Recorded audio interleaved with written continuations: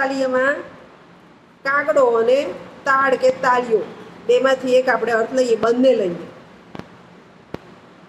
તો એક કહેવત છે કે કાગનું બેસવું ને ડાળનું પડવું. હવે અહીંયા શું સમજાવ્યું? તો એમ કે કાગડો એક કથામાં બંને કર્તાઓએ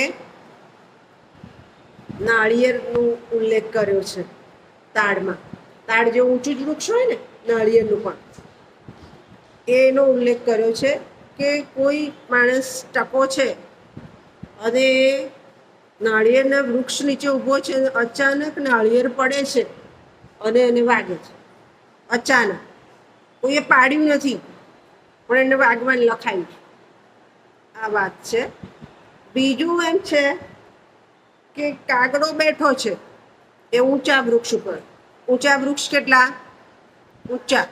એક તાડનું, એક નાળિયેરનું, બીજું ખજૂરીનું, બીજું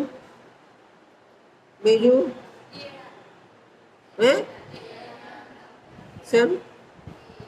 કેળ તો ઊંચી ક્યાં હોય? આપણે નીચેથી જ તોડ લઈએ છીએ સત્યનારાયણ ભગવાનની કથામાં પાંદડા, હે ને? કેળ તો નીચેથી જ નથી તોડ લેતા. પછી સોપારીનું પણ ઊંચું હોય, નીલગીરીનું પણ ઊંચું હોય. હવે મેં તમને ઊંચા વૃક્ષો કેમ ગણાયા? ઊંચા વૃક્ષો કેવા આબોહવામાં થાય? દરિયાવાળા, ભેજવાળામાં, ઠંડામાં નહીં, ભેજવાળામાં થાય. દરિયાઈ આબોહવામાં થાય. એને બહુ પાણીની જરૂર ના પડે ઊંચા વૃક્ષોને. ભેજની હવા લે અને વૃક્ષો ઉછરે. એટલે અહીંયા આપણને એ ન્યાય આપ્યો કે વ્યક્તિ ગુનાહ કેવી રીતે શોધે છે?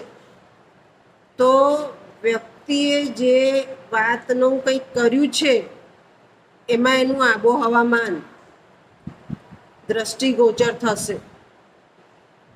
આબોહવામાન આવશે જ એની અંદર. વ્યક્તિ જે ગયો એની, આપણે બધા સમશીતોષ્ણમાં રહેવા ટેવાયેલા છીએ. ઠંડી ગરમી, પણ પેલી 46 ડિગ્રી થઈ તો ઘણા ઉંમરલાયક માંદા પડી ગયા, ઉષ્ણમાં આવી ગયા આપણે એકદમ. એટલે વ્યક્તિનું શરીર એ રીતે ટેવાયેલું છે આબોહવામાન પ્રમાણે. એ ન્યાય આપ્યો આપણને. બીજું, ઊંચા વૃક્ષની નીચે જ્યારે તમે ઊભા રહો છો તો એ વસ્તુ પડે તો પડનારનો વાંક નથી, ઊભા રહેનારનો છે. પડી ગયું એમાં એ કુદરતી રીતે પડ્યું અને તાલિયાને વાગ્યું તો એમ કે વ્યક્તિએ ધ્યાન રાખવું પડે. એટલે આ પણ બીજો ન્યાય મળ્યો કે જ્યારે તમે કોઈ જગ્યાએ જાઓ છો ત્યારે તમારે સેફ રીતે ઊભા રહેવું જોઈએ. હમણાં જ આજે ન્યૂઝ વાંચ્યા એણે ફાયર સેફટીના.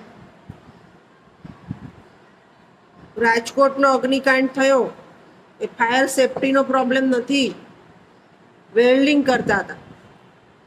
રાજકોટનું આપણે વાંચ્યું ને ઉનાળામાં, વેલ્ડિંગ કરે એટલે તણખા જડે અને નીચે પેલી બધી એ પડી હતી, ફોર્મ પડ્યું હતું. એ ફોર્મ તો તરત સળગે. એટલે ફાયર સેફટી વાપરે કે ના વાપરે એ બધું ભસ્મીભૂત જ થઈ જાય. એટલે આપણને બીજો ન્યાય આપ્યો કે તમે જ્યારે ક્યાંય જાઓ છો ત્યારે સેફ છો, સેફ વાળી જગ્યા હોવી જોઈએ.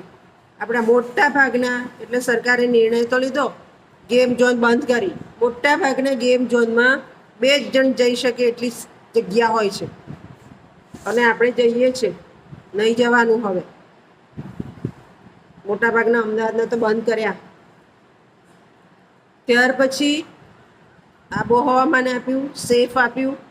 અને કાગડો બેઠો અને ડાળી પડી ગઈ તો કોઈ કાગડો બેઠો ને ડાળી પડી એવું નથી, એ ડાળ પડવાની હતી અને કાગડો બેઠો.